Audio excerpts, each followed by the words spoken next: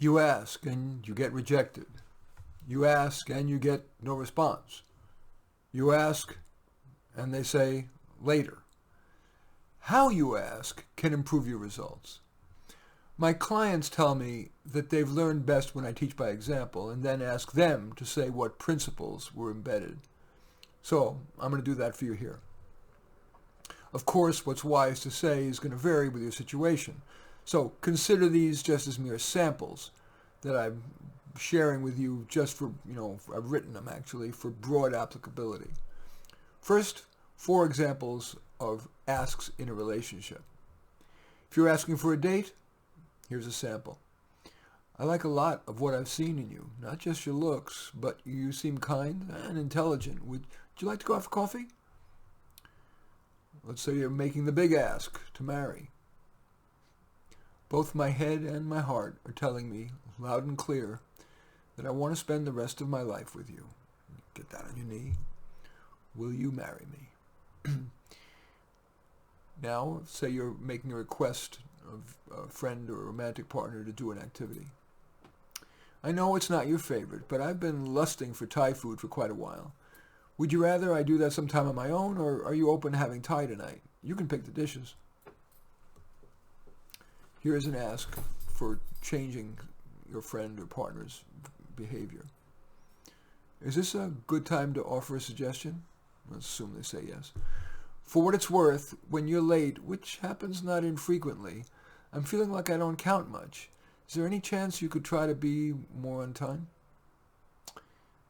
Now, here are 4 examples regarding work of an ask you might make at work. First is if you want a coworker to get something done. Hey Chris, I've got to get this report in on Monday. I need your contribution. When can I count on you getting it? When can I count on getting it? I'll read it again. If you want a coworker to get something done. Hey Chris, I've got to get this report in on Monday. I need your contribution. When can I count on getting it?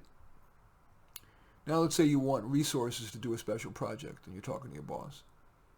You've discussed the importance of our work group doing a better job of preempting customer complaints. And to that end, I have a thought.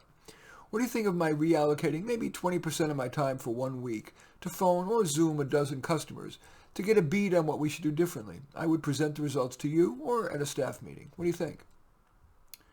Now here is an example of if you're asking for a raise.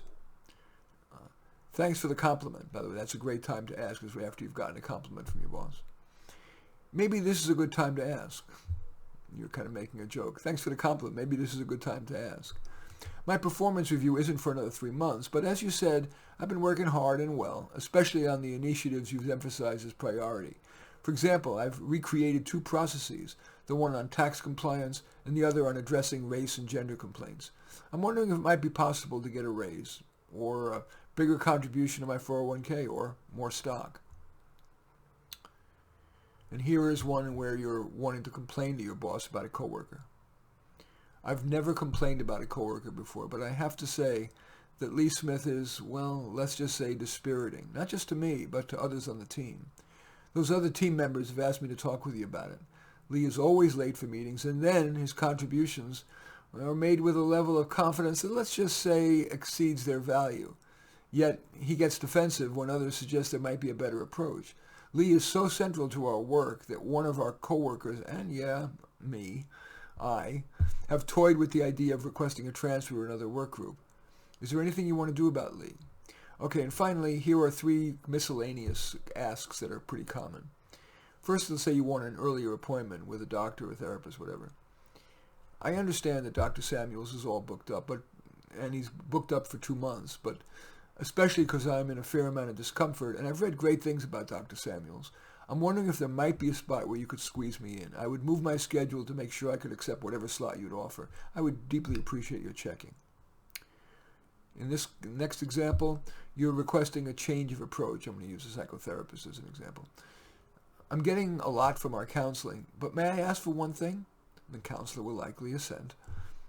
I don't process as quickly as you do, so might it be possible for you to slow down when you're explaining something complicated? I'd really appreciate it.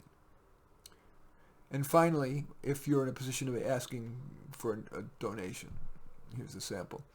I'm a volunteer with Autism Speaks.